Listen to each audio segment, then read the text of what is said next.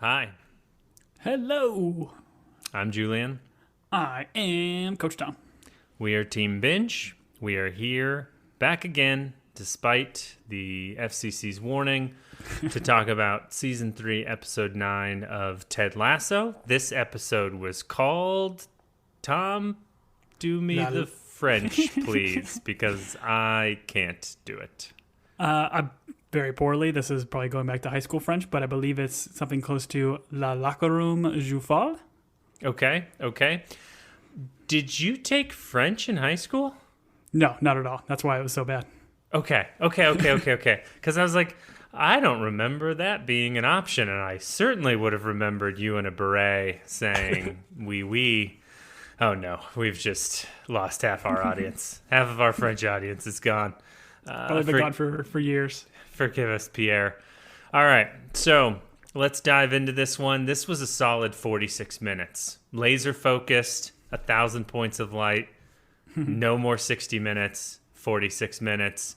Tom, from the top, let's get into it. How did you feel about La Locker Room Aux Foles? Nailed it. It was better. Like I felt like there were still some oddball storylines, especially with Isaac and how he chooses to react to the situation. But I think we get some other little moments with Trent and some of the other characters that kind of give him some form of an out. But I liked the movement of the story. Like we got a lot for moving Nate's story forward, moving Roy's story forward. And I thought there was a lot of great dialogue. Some goofy speeches, I think. But some good dialogue and good episode. And I think this show, like we said before, is a much better show when it's tighter. Like a 30 to 45 minute episode is where the show needs to be. But what did you think, my man? No, I enjoyed it, and we'll talk about it as we go through, but we spend half the episode on a problem that's not actually a problem. It's kind of the show doing some chicanery, trying to make us think one thing, which I think we all kind of thought really Isaac is gonna it was tough to buy into it. Not that he didn't act it well, not that it just felt like a convention of the show. And the other part is you don't want it to be true. You like Isaac, so you don't want him to be a bigot. So I don't know, there was some chicanery there, but overall there were certainly some funny parts. I don't know that love the show, will continue to watch it, but sometimes I feel like we are a little bit just spinning our wheels in terms of, once again, I don't know what our conclusion, what are we heading towards? Are we heading towards soccer greatness? We're obviously getting Nate's turnaround, but I would argue they've given us kind of this slow Nate turn the last 5 episodes.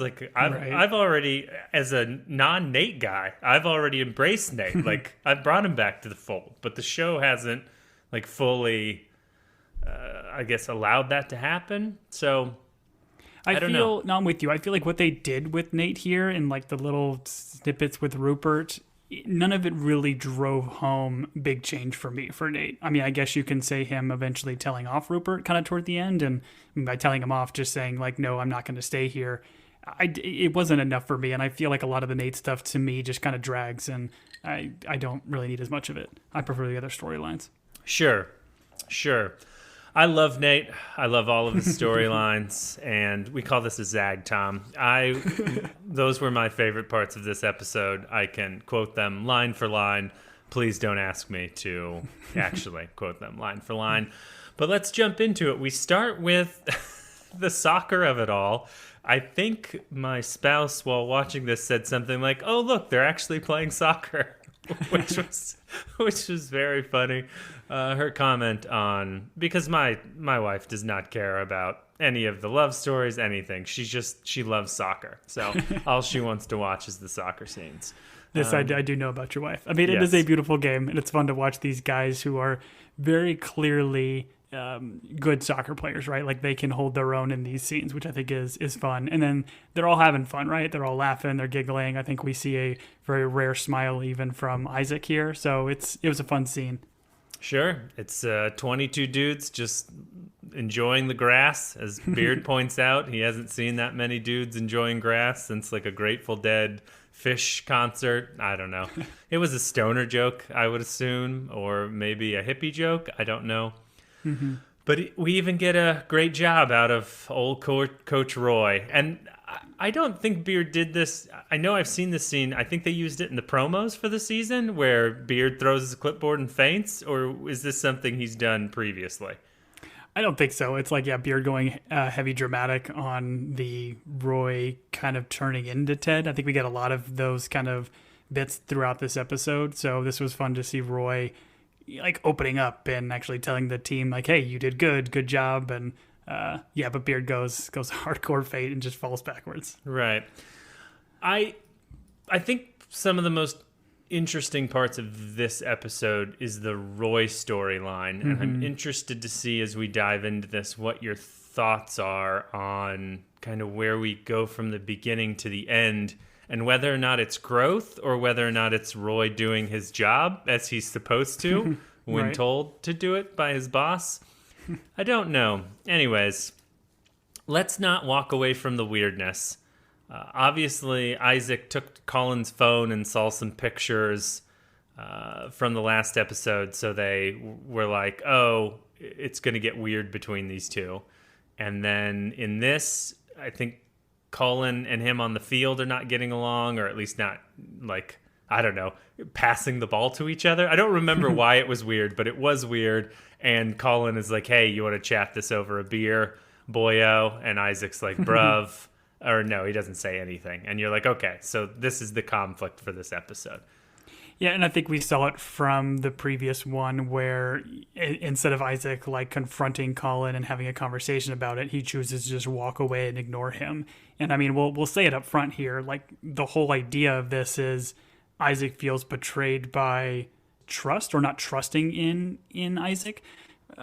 I mean, I didn't like this. To your point in the beginning, it's all manufactured drama.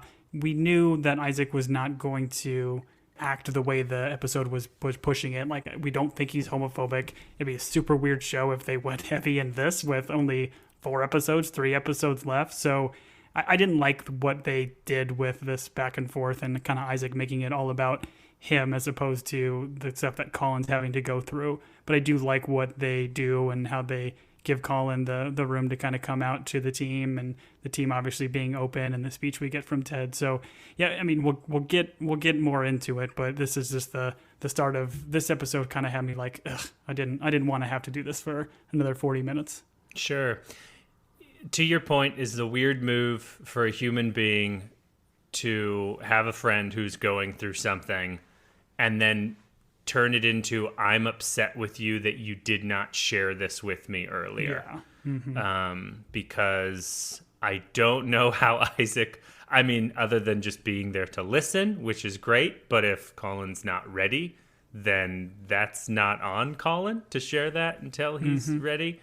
I was told I say his name weird. Colin Powell. I'll get there. Anyways, I'm sure it's all fine. I was putting a little Welsh on it for those of you that sent me emails. I do forgive you. The wrong emphasis on the wrong syllable. That's the one. Speaking of wrong syllables, we go from here and we talk about, it's Keeley being ghosted by Jack, which I feel like they had to use the term ghosted multiple times because Apple just released a movie called Ghosted, which is about Chris Evans being ghosted by Ana de Armas. Spoilers. Also, there's no ghosts in that movie. Also, I'll go out on a limb and say it's not the best movie in the world. Also, it's not even a little bit fun, even though it should be. But there is about 3 minutes of some reveals and cameos that might be worth the cost of admission, which is free because you have agree. Apple TV. Question for you, were they dead the whole time? Yes, they were. Ghosted was written and directed by Christopher Nolan and his other brother, Nathaniel Nolan. Not the other brother, the Nolan he typically writes with, whose name is The lesser Nolan. Yes, the lesser. It's like a Hemsworth. Exactly. Although there are no lesser Hemsworths. They're all just great. We talk about Irish goodbyes. I did not look this up. I should have. I didn't. This is a term I'm unfamiliar with. Are you familiar with an Irish goodbye? I had never heard this. I just assume Irish, when you talk about like drinks, that means you put alcohol in it, but I don't know. Is this an alcoholic goodbye?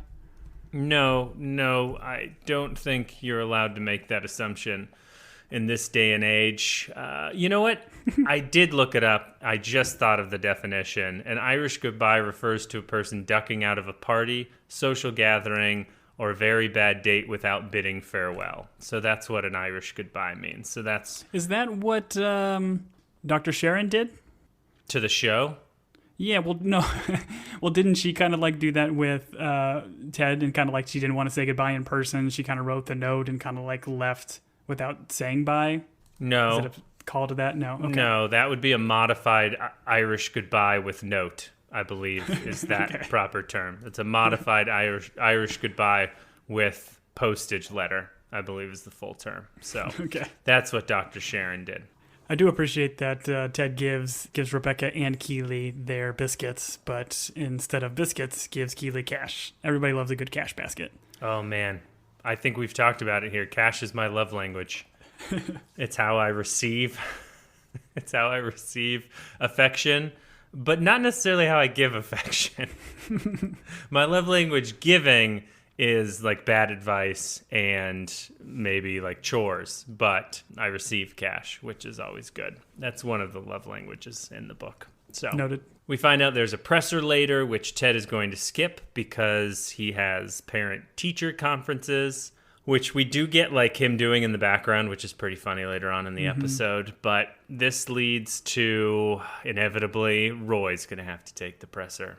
Mm-hmm. I think we get a quick bit where Keeley says, or Ted thinks that she's heartbroken, and she corrects him and says heartbent. And I do appreciate the little banter we get with him creating a country song on the fly about heartbent in my apartment because all that you left was your fart scent. I thought that was pretty good. But you have to admit he was missing, I would say, the three big country song tropes, which is guns, freedom / America, and or alcohol. It's like whiskey and or beer. Okay. I'm gonna let that one slide. I don't think those are the top three in country songs. Give them to it. You listen to more country than I. Yeah, not a lot of guns in mainstream country music, although, you know, there's probably an underlying theme of that. But Freedom America, I would say Grandpa Dying and The One That Got Away, and then Trucks.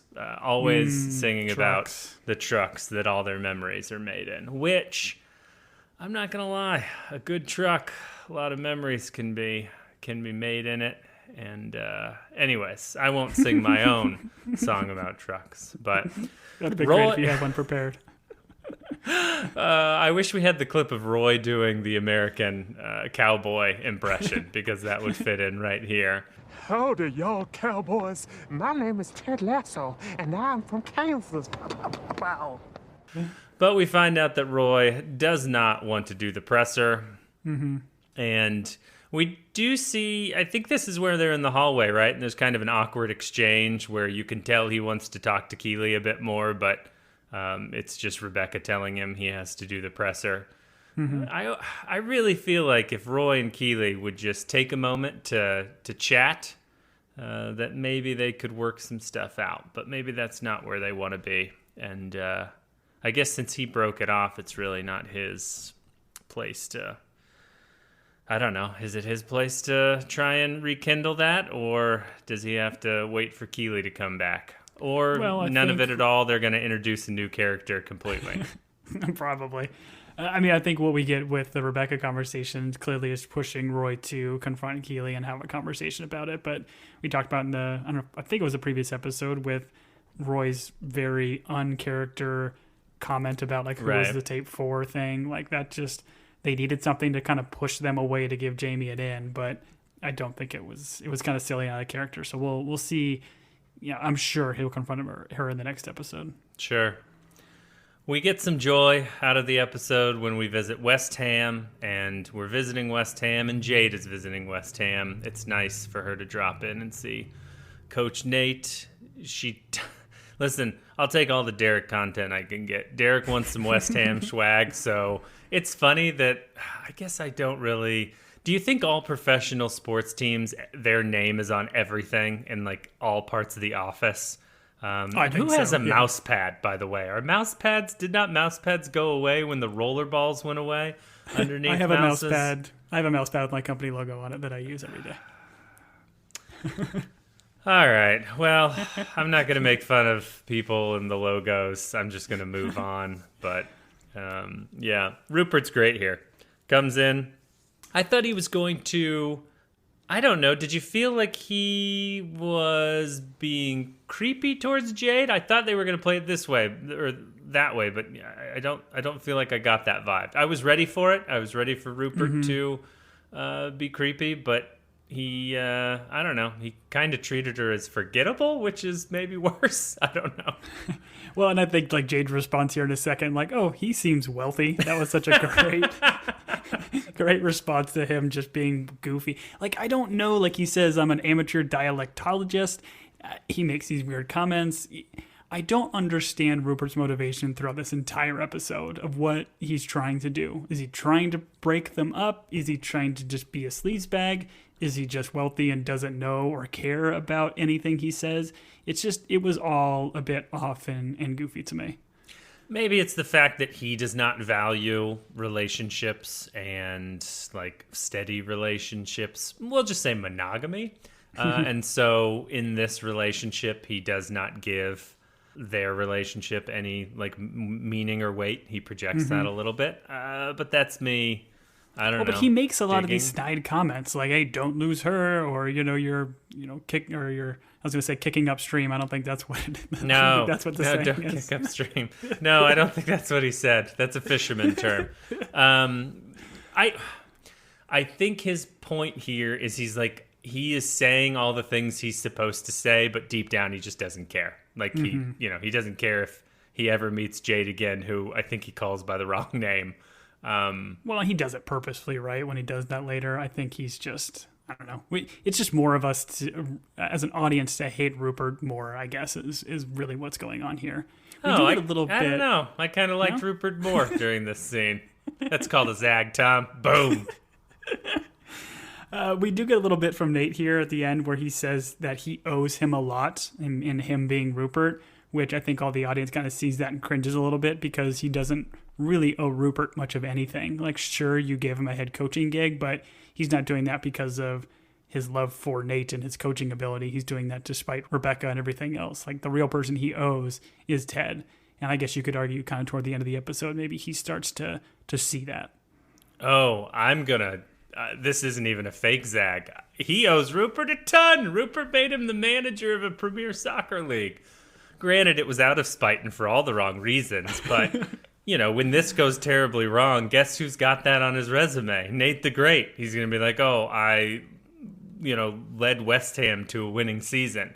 And I don't know, throw out a team, Chelsea. Chelsea is going to be like, yes, we would love to have you manage us for, I don't know, a season and a half, and then we'll fire you. It feels like Chelsea soccer does. Managers get fired and hired a lot. I don't pay attention, but it feels like there's always a different guy in a tracksuit being like, listen, we didn't perform. We should have had more guys in the box, and we weren't aggressive enough. And then like 3 months later, it's some other guy in a tracksuit. So, but it's always the same team.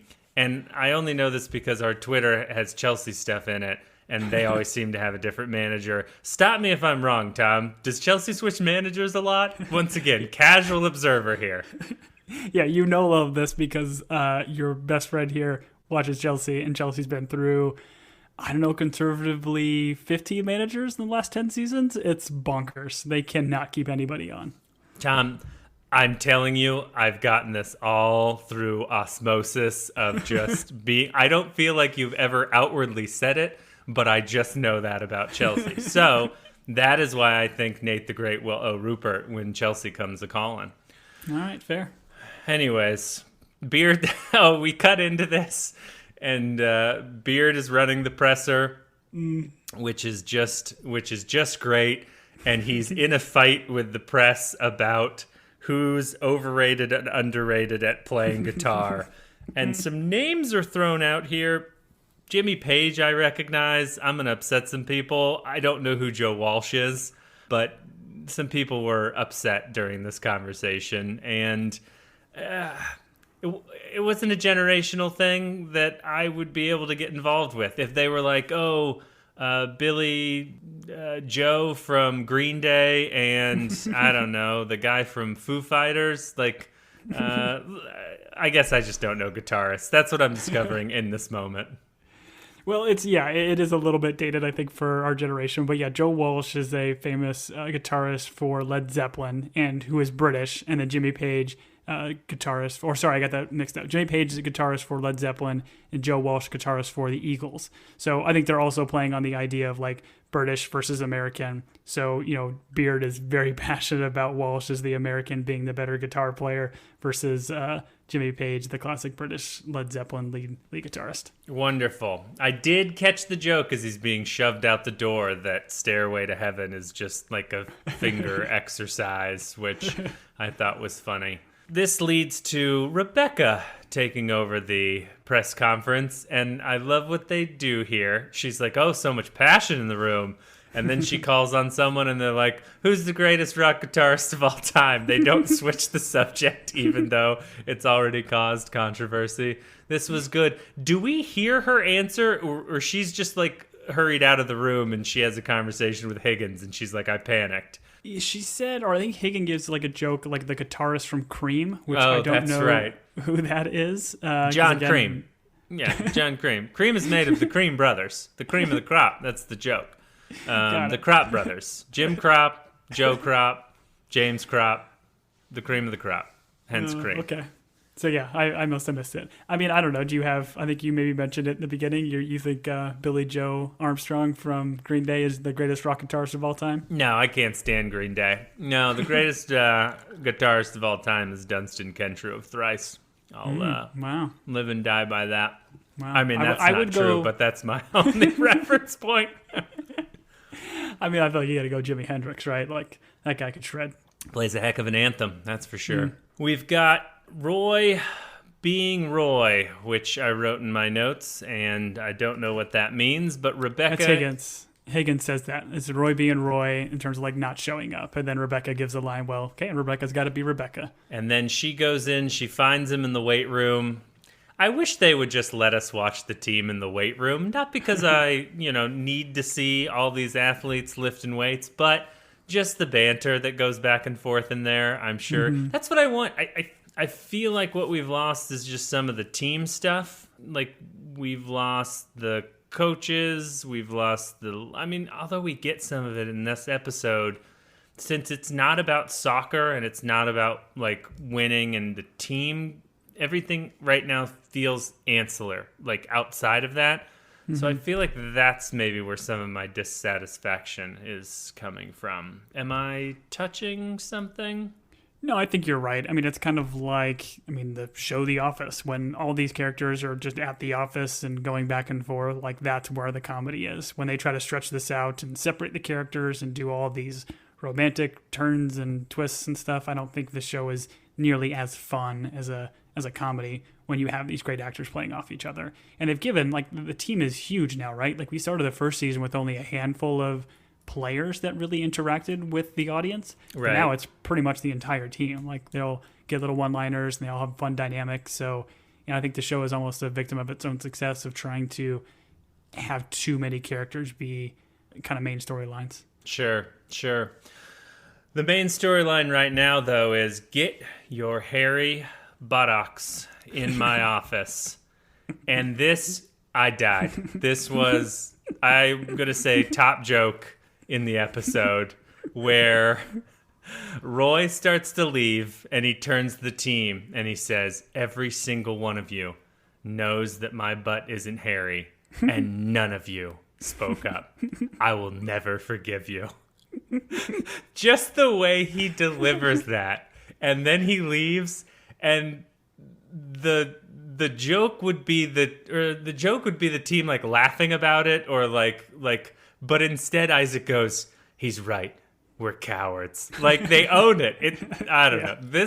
Whoever wrote this bit right here, just fabulous work. It's so good. And I mean, we've already established that Roy is a hairy individual, but I guess he takes good care of his buttocks, so good for him. But I don't like this last little line that we get from Isaac, which is kind of just locker room kind of banter or whatever, but he makes a line about something about like Richard's butt or something. No. This happened a couple of times in this episode, and my spouse mentioned it. She goes, why are they trying to make Richard the butt of every joke now? Because there's something that happens earlier in the locker room where they throw it to, and they're like, oh, well, at least it's not when Richard does this. Like, they did this thing in this episode where he became kind of the butt of every joke, and this joke being about butts makes it all make sense now. But there was something weird happening that I didn't know why they went in this direction. Yeah, I guess I don't know. I think it's more they're trying to play on this potential like bigoted angle, I guess, at Isaac. So he's saying this purposefully to try to put the team off or put the audience off, right? Like saying. Him making kind of a kind of comment. So that's what just kind of like, I don't know, again, if it was needed. It's just they're pushing this kind of oddball storyline that we know is going to resolve itself toward the end. Okay.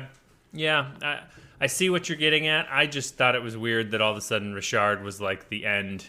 Like, everyone's piling up on Richard, which I'd watch, but I didn't understand the jokes.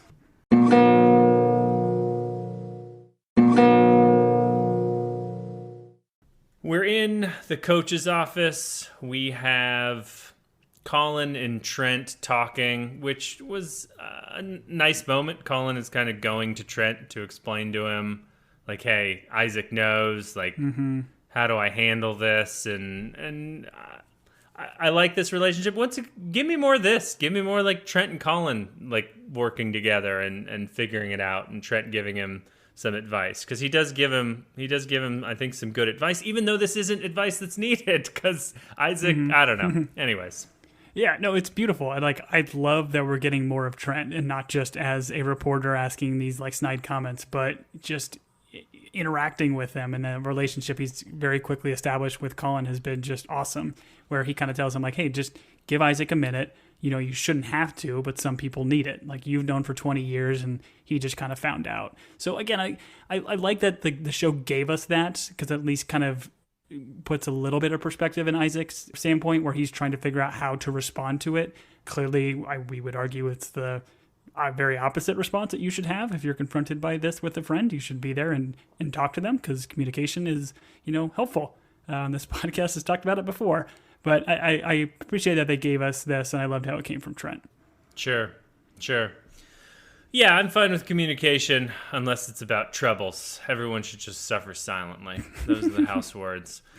You made the comment from Colin where he said, or where Trent says you've known for 20 years. Great line from Colin where he says, 20? Once I was out of my mom, I never looked back. And Trent gives this look like, oh, it was a great line from Colin, great look from Trent.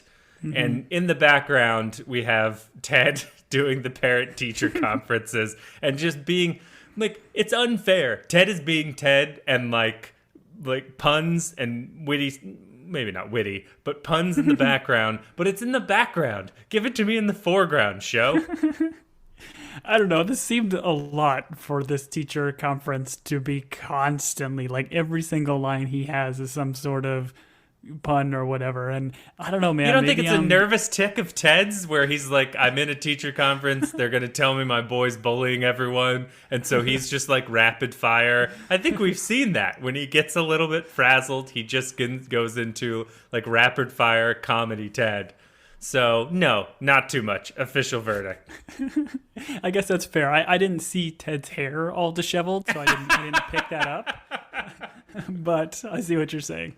We go from there to Roy and Rebecca, and this was interesting.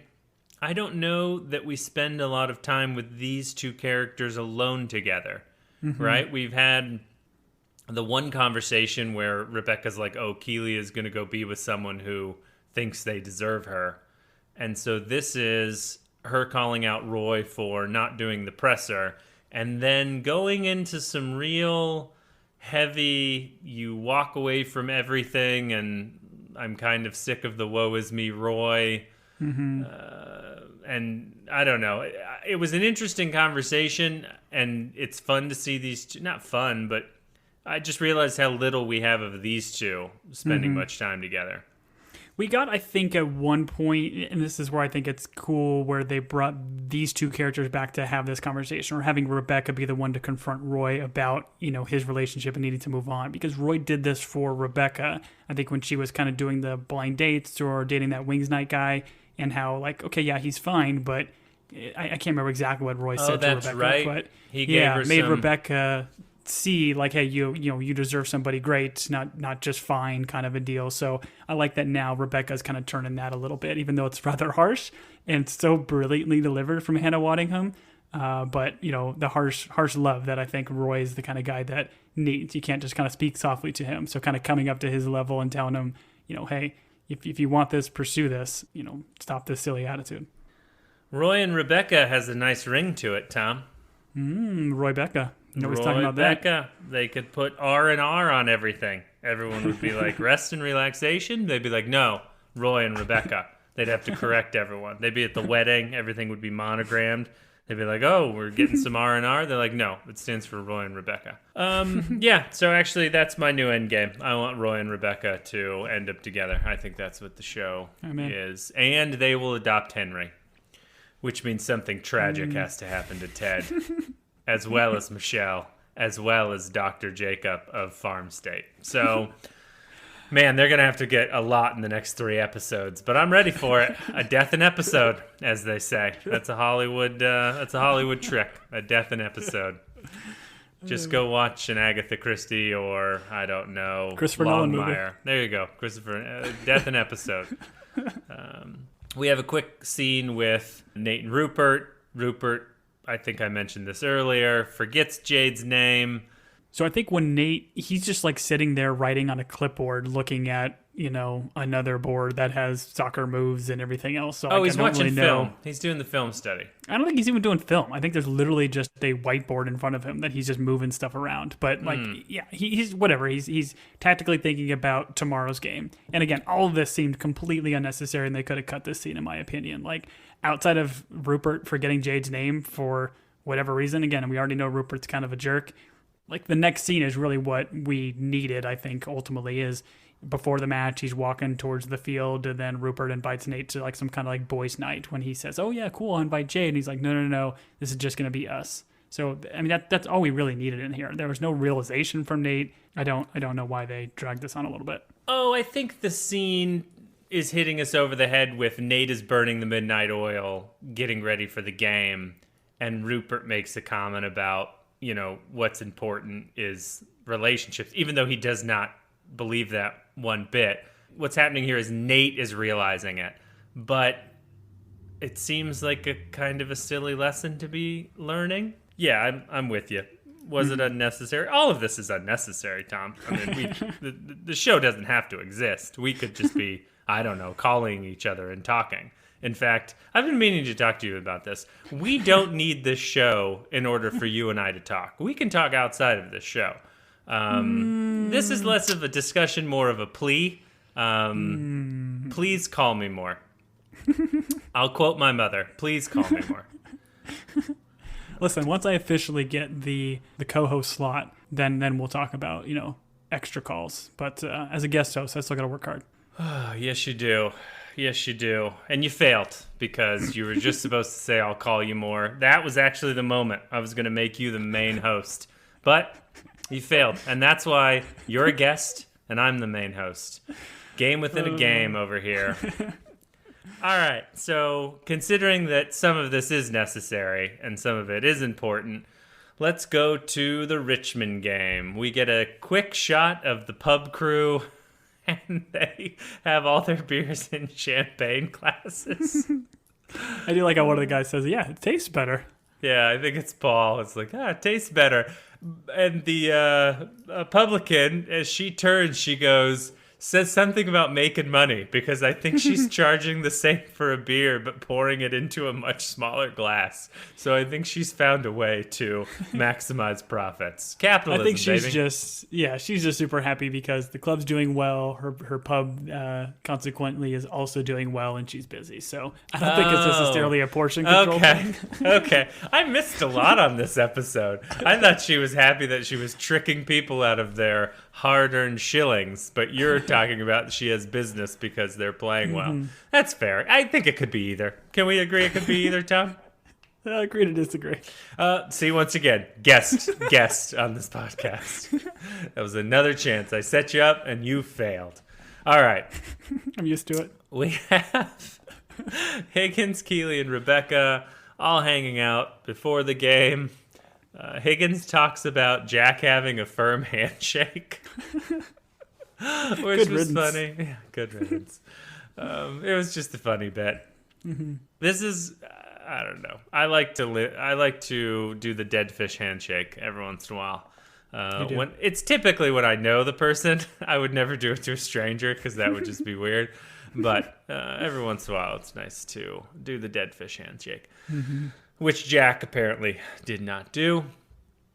We get a hands in the beginning, and Isaac won't touch Cullen's hand because I'm assuming he's afraid that it might make him gay, is what the show is trying to say. But instead, it's so silly, right? Like, they're pushing so heavily this idea of him being homophobic and not even wanting to touch him, when again, we as an audience know that is not true. And I think it was so silly. It was silly, but I do like where he's gonna count it off. And he says, like, ABC Richmond. And I was like, all right.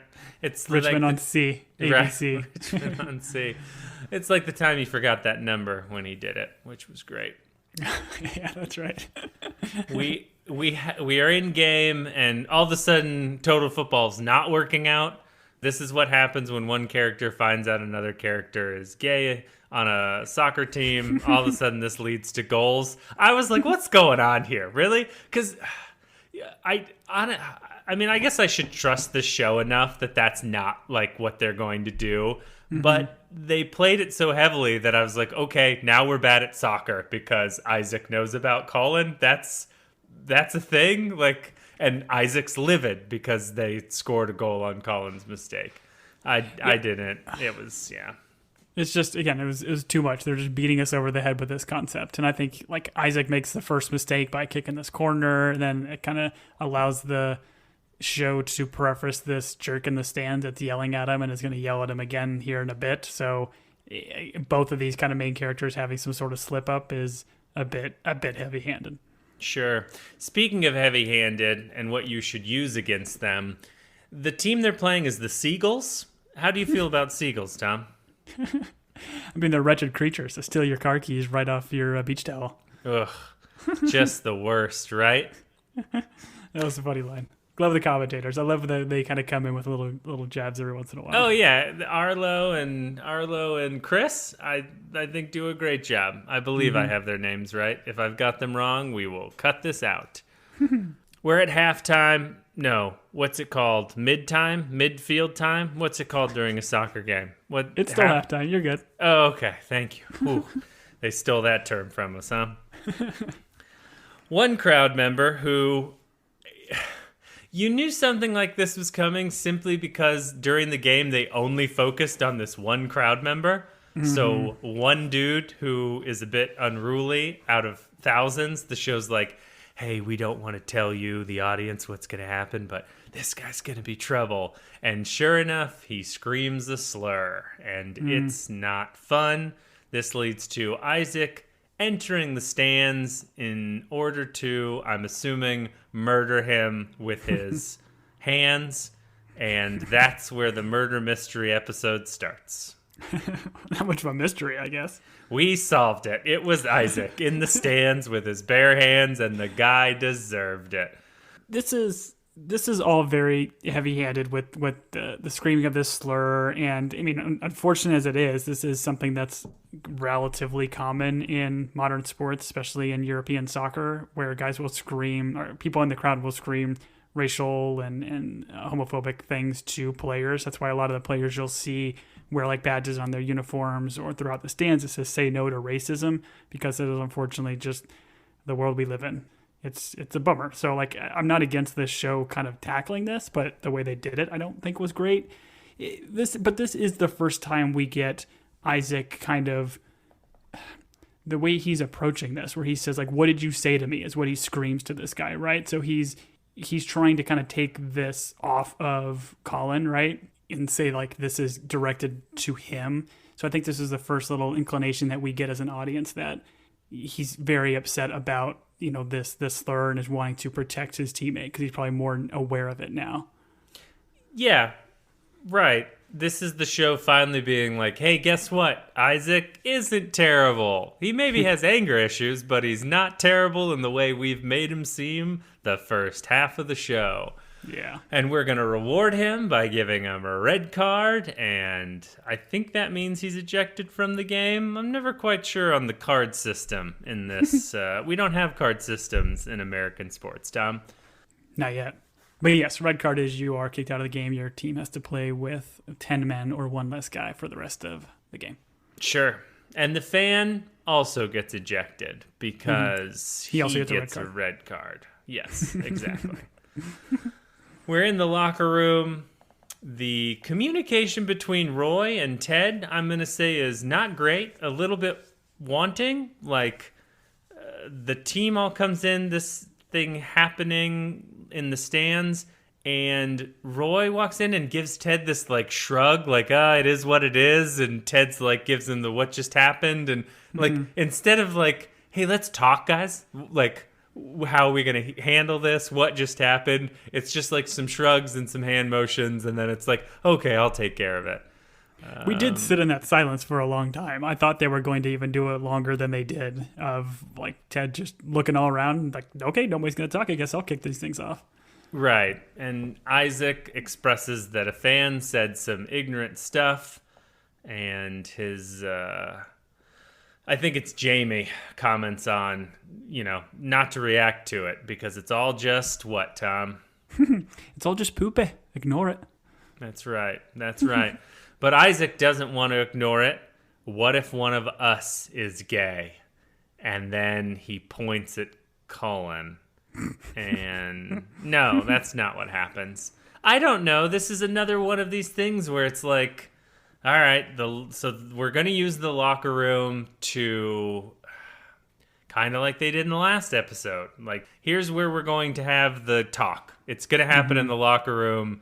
And so let's all, like, throw out our opinions about why we all shouldn't be bigoted, which, you know, I'm all for, but it just seems like the episodes are all leading to this where we get to the locker room and the lesson is revealed. I don't think they realize there are commercials these days that last about 30 seconds and they're like, hey, be a good person. And that's all you need in today's age. I mean, you know, we don't need anything other than a commercial between some sort of TV show or sporting event that's like, hey, be kind. And you're like, okay, commercial, I'm going to be kind.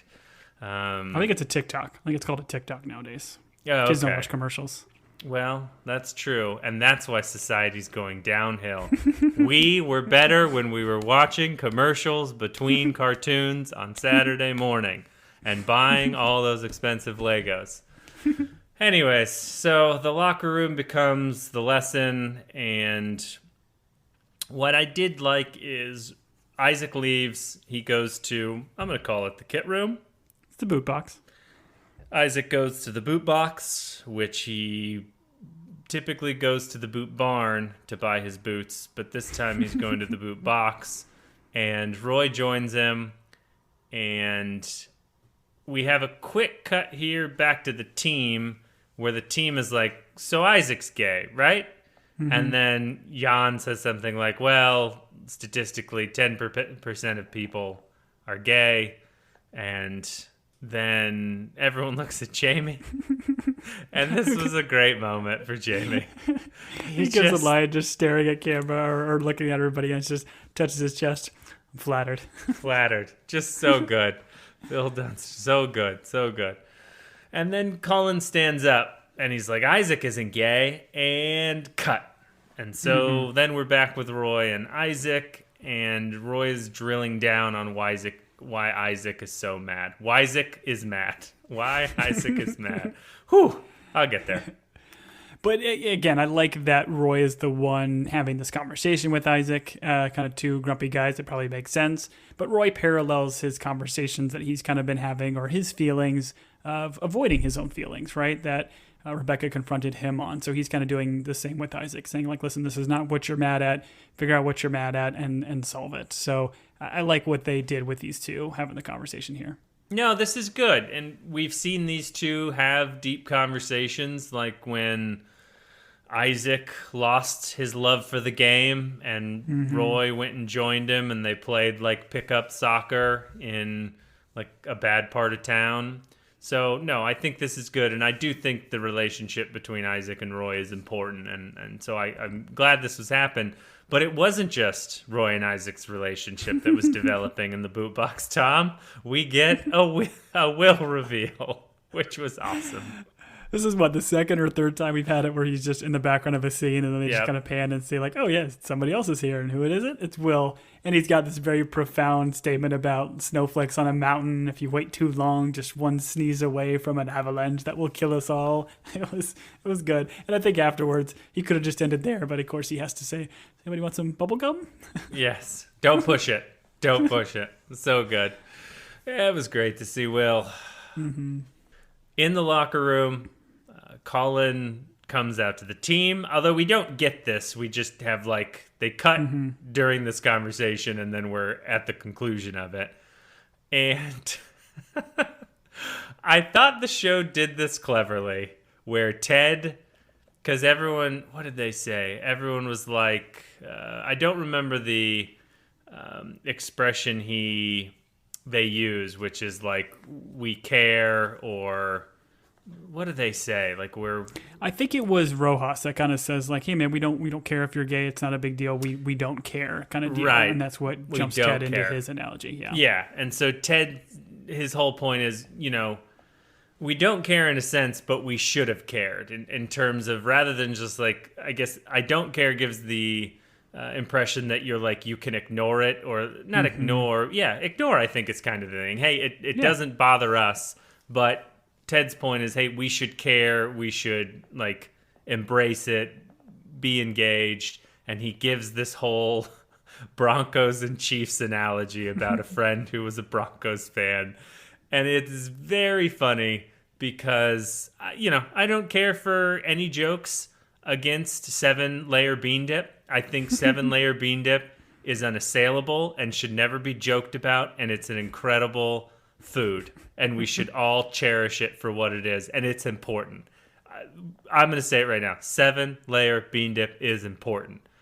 So I did not appreciate those jokes. But I did think it was great that he makes this analogy. And Colin's like, did you just compare me being gay to being a Broncos fan?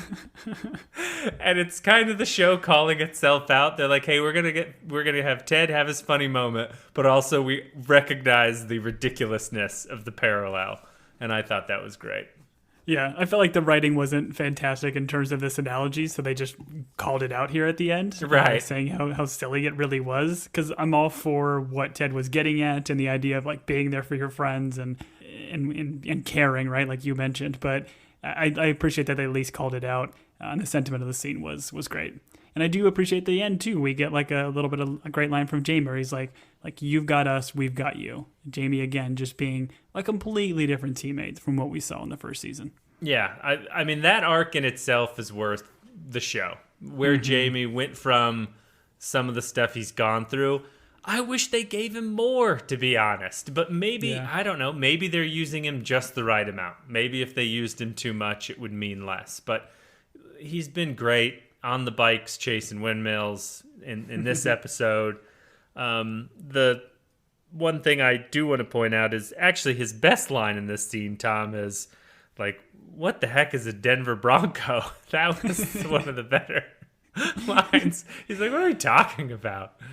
I would argue, I think what's coming up, it's not even a line, but when Sam gets the captain's badge and they're going back, they're going back and forth. Sam's like, oh, do you want it? And Jamie's kind of reaching out like, oh, yeah, cool, I can give it to me. And then Sam gives him the finger. That was just absolutely great. Yep, that was a great moment. They all put their hands in. Everyone's willing to touch hands now.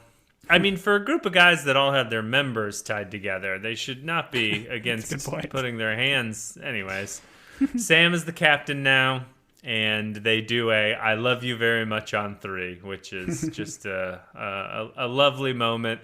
And you have Sam being like, oh, I get to count down, which was fun. Mm-hmm. And he doesn't really know what to do, and it was fun. And I like that Colin kind of stays behind here and he gets a quick little conversation with Trent about, Trent saying like, hey, was that exactly how you felt it was going to go?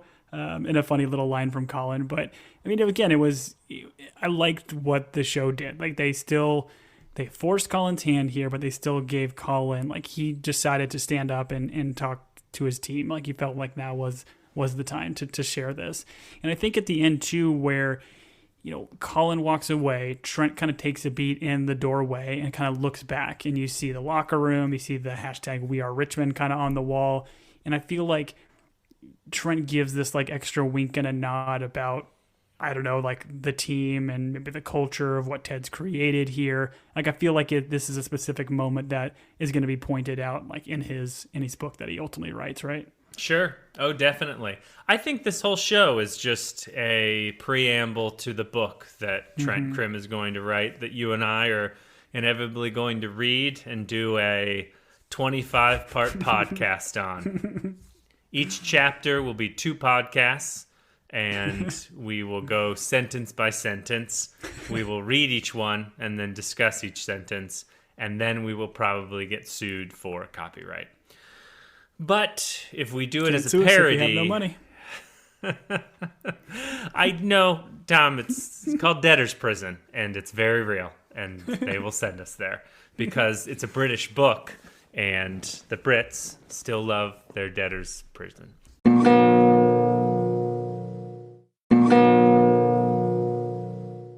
Anyways, West Ham, we've got Nate and Jade texting back and forth. Every time they go to a phone, I can't help but just pause it here. Did you notice, like, Nate had sent her a voice message that was 2 minutes and 30 seconds long, and then Jade's response, her voice message is 5 seconds? I thought that was pretty funny. No, I typically just see the emojis, and then my mind goes blank, and I'm like, I'm watching a show so I don't have to stare at a screen. And then my mind goes, well, a TV is just a bigger screen, Julian. And then I have to have a conversation with that part of me, and that leads to therapy. So, Nate... This is where Roger, the Higgins equivalent, comes into scene and says, hey, we're going out to grab a beer. Do you want to come? And then Nate says, like, no, I can't go with you. I'm going to do the special little deal with Rupert. Which, again, this scene didn't seem to be necessary or make sense. Right. But I think it's a big miss here. I bet Roger's a good hang. I'm going to go on record. Roger, if he's Higgins equivalent, Roger's a good hang. I bet he plays the harp, the stand-up harp, and he loves harp jazz, and he's really good at it. And that one day, Roger and Higgins will start a band. Bass and harp, they'll call them. I'm in. Maybe. Richmond wins the game. Tom, how rare is it for a team that has, they're one man down, so they have 15 players on the field. How difficult is it for a team of 15 to beat a team of 16 in Premier Soccer?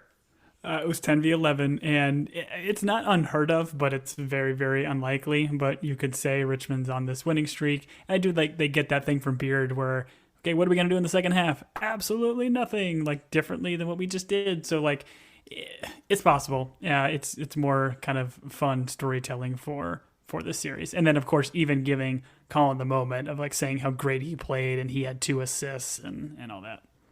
I hope Trent quotes that in his book. He's like, during the game where they lost their team captain and they were playing a man down, when they went to change up the game plan, the coaches were like, don't change a thing because we're a man down.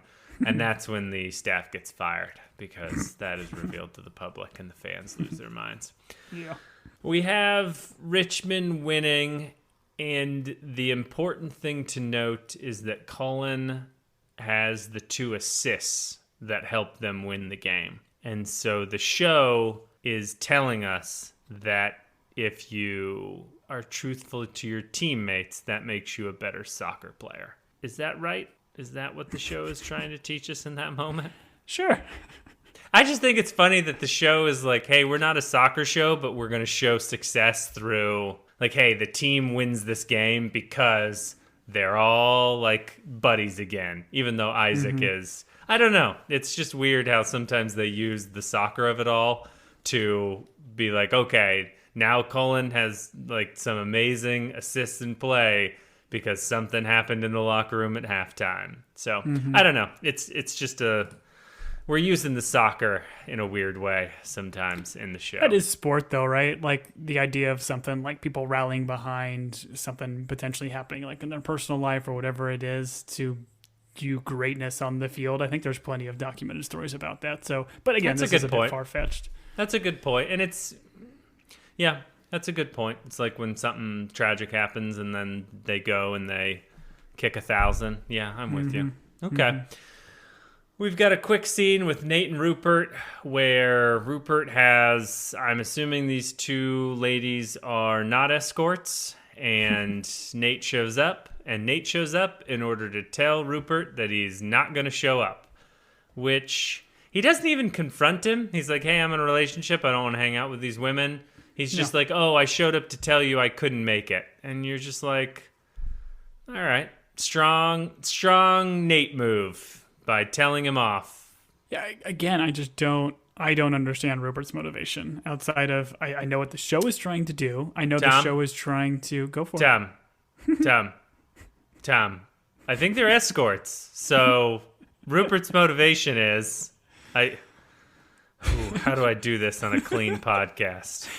Listen, okay, hold on. When that is a man and a woman love each other very much, Tom, and either one has a lot of money and wants to express their love to the other and has the cash in order to do it, this isn't gonna work out. This is not how the books told me I would have to explain this to you.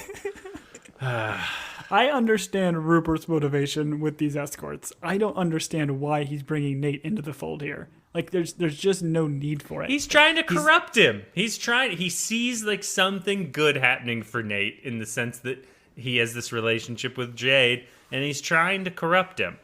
And corruption happens, Tom, when a man loves a woman and he wants to express... I need to work this out on you because I'm going to have this conversation with my kids soon. So tell me how I'm doing, Tom. Was the money part too much? Yeah, probably.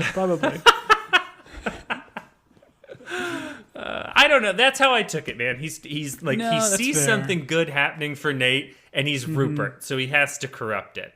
And when a man loves a woman... and he's been a vampire slayer librarian for as long as Rupert has been. Wait, that's He gets Buffy. lonely. He gets lonely.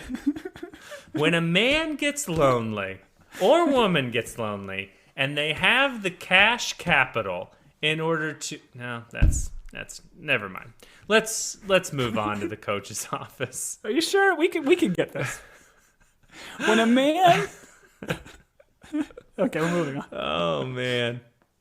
Listen, the best when a man loves a woman speech is Dr. Tobias Funke arrested. So that's quite possibly the best speech. With much concentration, he's able to achieve... Anyways, I'll let the audience figure that one. The best when a man loves a woman, though, is Sir Michael Bolton. Oh, okay. Go. I didn't know he was a sir. I didn't know Michael Bolton was a sir. I didn't even know Michael Bolton was British. Michael Bolton's British? Who knows? Jimmy Page, Joe Walsh, who knows? I'm sorry. Do I need to start naming Christopher Nolan movies? What's happening right now? You're just naming people? British people? Listen, I just heard the king. The king. Moving on. All right, we're in the coach's office. They're talking about a win streak, and they're like, we don't talk about it. Which they're stealing this from baseball, right? You don't talk about a perfect game. They're talking about win streak. You don't talk about streaks. You don't talk about Bruno. Those are the two things. That's right. Amen. I love Roy's conversation here where he's like, listen, my grandparents, 51 years of marriage because they never said a word to each other. That's why we don't talk about it. I thought he was going to go with, at 51 years, they talked about how great their marriage was, and that led to divorce. But they went a better route, and that's why they write comedy and I don't. Did you get this? So like Higgins says this line about like, hey, Ted, you gotta go to this presser. It's a big one. And then Ted's line says, that's what that lady from the American Office said. Did you get that? No, I did not get that. Okay, so I think what they're trying to do here is Michael Scott constantly saying that's what she said in The Office. This was, I think, a way too cleverly written joke where he's saying, Higgins said, you got to go to this presser. It's a big one. Instead of just saying that's what she said, you're trying to like tie it to The Office. So then Ted responds, that's what the lady from the American Office said. Super weird. Like, it's a very... I'm not going to say highbrow. I think it's like just a poorly written a hat Office on a hat. reference. I believe that is me a and hat my on wife, a hat. My wife listens to all of the Office Ladies podcast, is rewatching the show again, maybe for the third time, and it's a fantastic, fantastic show. Like me and her both looked at each other like, what are they talking about here? So I think that's what they were doing. If I'm wrong, at us. I'm actually interested to know if I'm off base here. Let me know. Sure. You can email Tom at teampodcast@gmail.com. Wait, what are we called? Team Binge Podcast? I don't know what our email is anymore, Tom. But make the subject line the lady from the American Office, and Tom will answer all of those emails. You have to figure out what our email is first, because I don't think I found it during this little rant, but we'll get there eventually. Yeah. We have the presser with Roy. The press is like, hey, do you condone what Isaac did? And Roy tells a very fitting story. I enjoyed the scene. I thought Roy did a good job. These are one of the scenes that, not one of, I love all of them, but these are the scenes that you enjoy out of Lasso. Yeah, when he like sits back in the chair, they start playing the music, and he gives this kind of heartfelt speech about, you don't know what's going on in people's lives, and you shouldn't assume or make jokes that can be kind of taken out of context. It was great, and I feel like very much what the show is doing here is, throughout this whole entire episode, and especially here at the end, is showing us that Roy is becoming more and more like Ted, right? Old school Roy does not pull out a story like this to talk about what's kind of happening in the current moment. Even like just going back and forth with the journalists and stuff, like he's kind of making fun and jokes and things like that. Like they are turning Roy into Ted, which also kind of made me think maybe that is the end game too for the show, where Roy might become the replacement coach for Ted if he goes back to the States. Yeah, I very much got that vibe that maybe this team is eventually going to become Roy's. And yeah, to your point, we've seen Roy grow, and he's telling a story about, like, hey, you don't know what feelings a person is keeping inside and how they'll react to something. And, he said, hey, just buying a ticket doesn't allow you to ridicule a player. Because you don't know what's happening. And so, it was a good Ted/Roy, and I felt the same way. I was like, okay, this might be what the end game is. I do appreciate the nicknames that Roy gives the journalists, where he's like 5 o'clock Shadowhead, New Trent, and Goblin King. I don't know who the Goblin King was, but that was pretty funny. No, it was all great stuff. Let him do all the pressers now. Nate shows up at Jade's place, gives her a very lovely hug. I think this is him just realizing, hey, guess what? Like, relationships are important, and Rupert is not the role model that you want. And I do like what they've developed with Nate and Jade. I think it's a fun relationship, and I hope they are happy forever. Can I ask before we move on? Yeah, sure. You can ask. I mean, you're just a guest, but go ahead. Ask whatever you'd like. I know you kind of said at the beginning that you are already kind of in for the turn with Nate. I mean, I feel like I'm not buying in or caring about the Nate turn or like his relationship with Jade. I think she's fine. She's a fun character. Like, I think when she's on screen, but I feel like they don't really necessarily have like loads of chemistry when they're on screen together. And like all these scenes with them, again, I know they're trying to move Nate back into the fold or whatever to come back in some form or fashion. But are you any like me where I don't buy into the story as much anymore? I care about all the other characters. No, I think it's funny. You were a Nate guy in the beginning, and I think I'm more of a Nate guy now. Okay. I think it's tough to have chemistry with Jade because she plays that character so like stoic. Yeah. So I don't know that we're going to get a lot of chemistry, but what I like from her is she is a reminder to Nate of, hey, like, you're managing a premier soccer league. That's cool, but celebrate your victories. Like, enjoy life. It's not all about this. And Nate is also seeing that he could become Rupert and like be a turd like Rupert, for lack of a better word.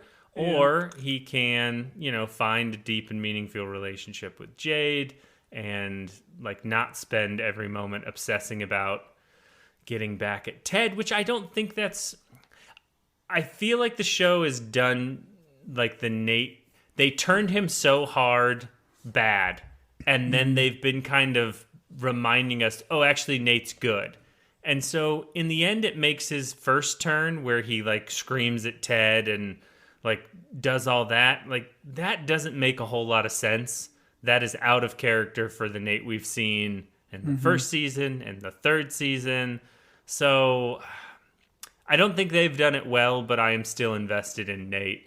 And even if Nate like stays at West Ham just as the manager there, but he finds happiness like personally, but he becomes a better coach and person, like he befriends Roger, and we don't care about Disco, but I don't know. I think that will be satisfying for me, or if he returns to Richmond. But I like what they've done with him, although I think it's been kind of clumsy. If that's no, I think. But I don't write for TV, so they're doing a much better job than I would ever. I'm not going to sit here and criticize something I can't do, but actually, I am. That's what this podcast is about. But no, I think you're right. I liked the idea of bringing Nate back into the fold. I liked him in the first season. I just thought they went way too hard in the second season with his character arc in turn. That all this other stuff, I think, is just. It all falls flat to me because of how hard they turned out. So right. I don't think there was anything they could have really done this season to make this any better. But because of those hard turns, I'm not invested in his storyline anymore. I think would have been like, I mean, I hate to do this, but if they had him like real bad for like 3 episodes or 4 episodes, and you got to like see that, and then like he, I don't know, had something happen where he then becomes kind of the Nate we remember, and you see like him gradually get back to good. I think that would have been better. But what we saw was like this hard turn, and then we see these flashes of good Nate, and then these flashes of weird, like, I don't know, bad Nate. And so, I don't know. It just clumsy is how I would describe it. Agreed. But what's not clumsy is Isaac and Colin being best buds again. Isaac was upset that Colin lied, and once again, I think this is weird that Isaac made this about him, but this is what the show did. Yeah, and I mean, I like this scene at the end where they're finally talking and confronting each other, but should have done this well before here. But oh yeah, the idea of Isaac making this about him and his feelings, and he feels betrayed because he was lied to. Like, you're not lied to. He's not actively telling you a lie. Like, this is something that he's been living with for his whole life. And Isaac even says it like later in this scene where he's like, how do you keep the secret? I don't know. It must have been so hard to do this. Well, like, yeah, if it's been so hard to do this, then why are you so upset and have been so upset this whole time about it? Again, I didn't like what they did. I know they Trent gave him a little bit of an out by this being just maybe a shock to Isaac, but I think they could have gone about this a better way than playing with the audience for an entire episode. Sure. They also have the out where they're like, Isaac, you can't keep a secret. And that's another reason why I didn't tell you. But you're like, okay. Yeah, it's fine. Yeah, sure. Right. Exactly. Isaac apologizes. They hang out, which was fun. And I don't know what this was, but they're like, Isaac, we're just going to let you ask a bunch of straight dude questions. Like, this was almost, I don't know, stereotypical. They're like, hey, just start asking him questions about, like, being gay. And yeah, because I guess that Isaac here is just ignorant of, like, gay culture and just wants to know, but he's saying it in a way that is Isaac. I don't know. Like, yeah, this made more sense 10 years ago. Like, as a, I don't know. For him to, like, ask these questions, once again, this storyline just felt old. Yeah, that's fair. And I have to say it here. Their video game acting is very, very poor. They're just holding onto these controllers, barely moving their thumbs. I mean, just not great. There might as well be no water in those cups. There might as well be no water in those cups. What do you think they're playing, Tom? Well, they were playing FIFA. They showed a quick snippet of it, so. I think they were playing The Last of Us. The Last of Us, which is a TV show on HBO that Tom and I talked about. So if you haven't watched or listened to that, go watch that show. It's enjoyable. And then listen to Tom and I talk about it. And Tom knows everything about it, and I look at it with fresh eyes of a young babe. Well done. Way to sell the pod. No problem. And you can do it while drinking a Lionel Coogies. Summer shandy. Sometimes it's nice to kick back, play a video game, watch the show about a video game, and listen to a podcast about a video game while sipping your refreshing Lionel Cougars Summer Shandy. Crap. I've had too many Summer Shandies, so the words got jumbled. But not enough. Anyways, Tom, we've got 3 episodes left. I'm interested to... I want to know what the conclusion is. What is the goal? What is the goal of this soccer? Is it going to be a match between West Ham and Richmond? Is that what this boils down to? And then the soccer of it all becomes important?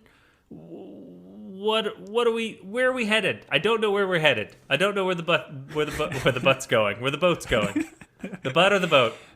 The butt of the boat. The bow butt of the boat. The jibboon of the boat. There you go. The next episode is called International Break, so they're doing more of these.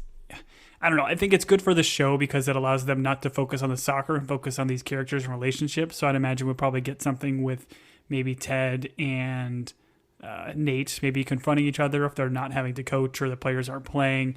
So I think we'll probably move a handful of the storylines forward, but we're not certainly going to move the soccer forward. So I don't know if they're maybe going to have a montage here and talk about the end game for the season. I mean, I guess I assumed the last episode will be the conclusion of the season, or maybe they do it in the penultimate one. I don't know, but there certainly are a lot of storylines still open with only 3 episodes left. So I'm hoping they can land this plane. I think it's been a bit of a bumpy ride this season, and I think I don't know, the internet's the internet. If you go and read a review on anything, you can find pros and cons. But I think in general, the audience has been pretty, not the audience, but critics have been pretty rough on this season for a lot of things that we have talked about. And I don't know if they've done enough here to be able to land this successfully, I guess is where I'm at currently. Let's talk about this in terms of what we think successfully looks like, because I've given this some thought in terms of what do I want, like what would be satisfying.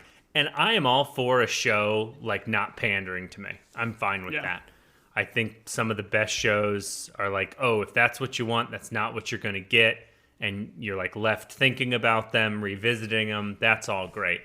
As I think about this show, it's like, okay, in the last episode, what do I hope they accomplish, or like what would be a nice bow on the end of this bundt cake?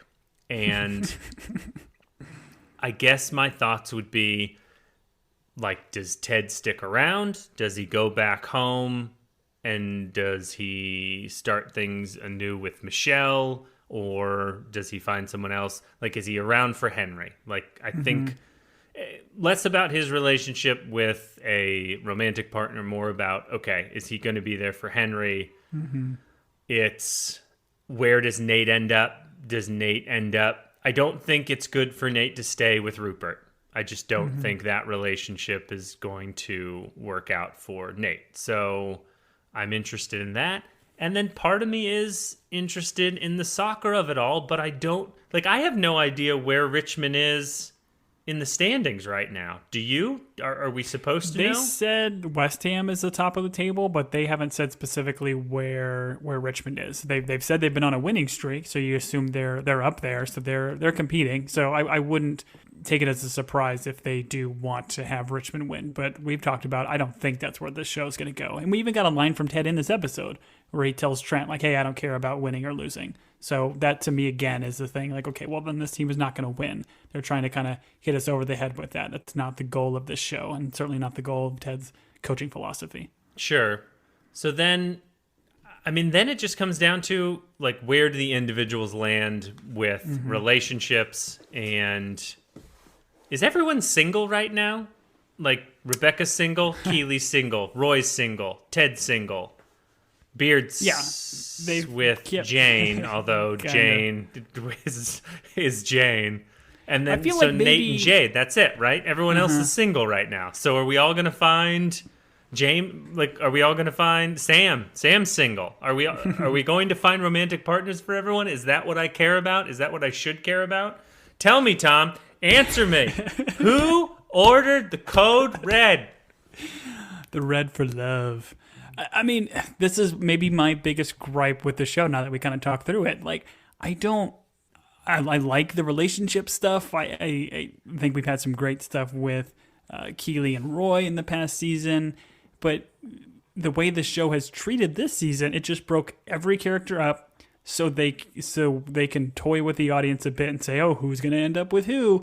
Where I'm with you. I don't necessarily care about that. I just want to see all the characters be in a better place than where they were and where they started. And I think that's the crux of Ted Lasso, is the kind of guy he is, the kind of coach he is, and how he treats the people around him. He makes other people better people. And just, you know, if everybody in the world did that, if we were more kind and considerate and caring of the people around us, even though they may not earn it or respect or whatever it is, like Ted always shows respect for others and is there for people. So my guess would be everybody's just in a better place, but I don't know if I care as much about who ends up with who. Okay, so thank you for making me seem shallow and you seem like a much better person. Seem is the key word. I just want to point that out to everyone.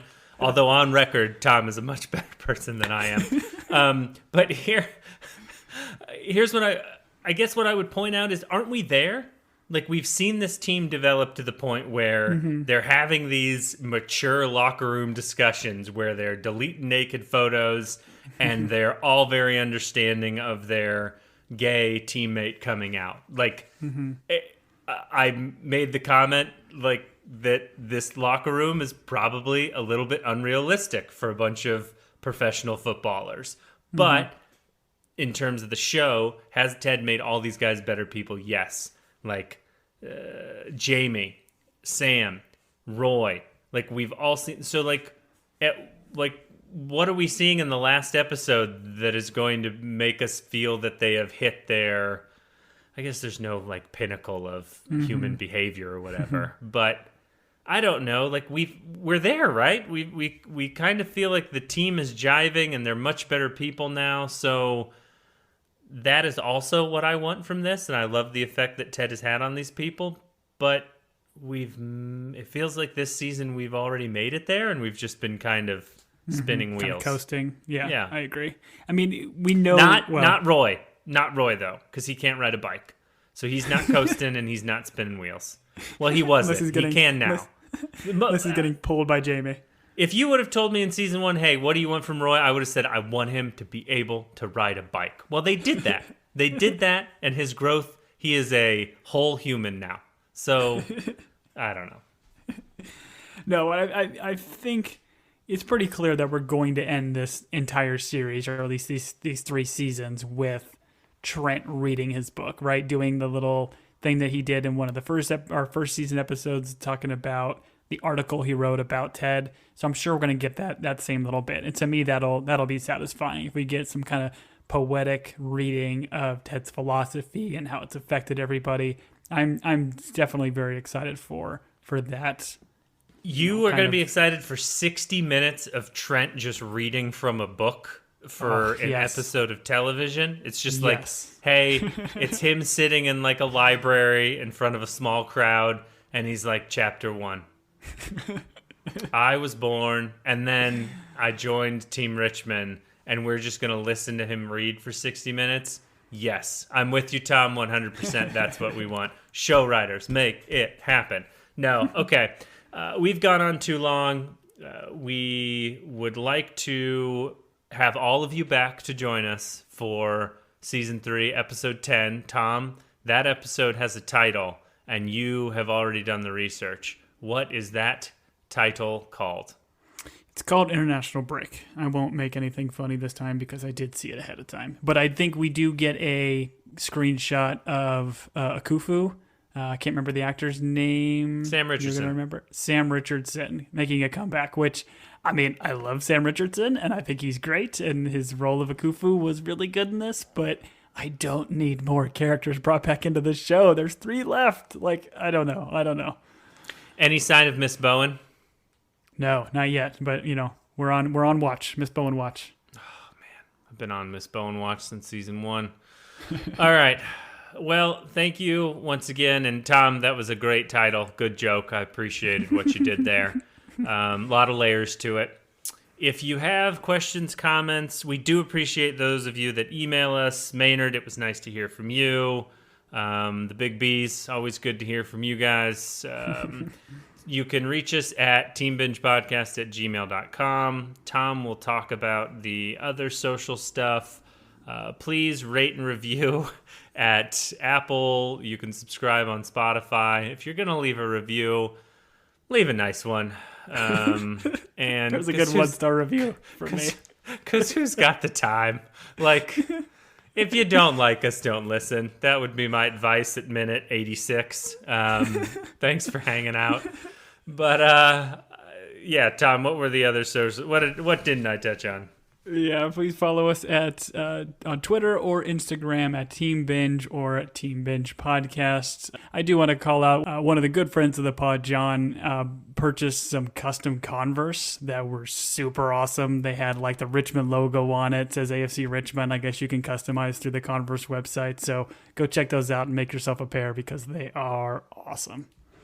Yeah, I did see those. Those are very cool. I'm a size 11, John, and Tom is a size 6.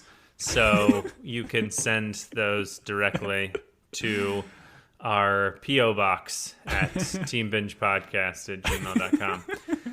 I don't know what a P.O. box is. We have enjoyed this time together. So we'll see you next week. I've been Julian. And I have been Coach Tom. Adios, boyo.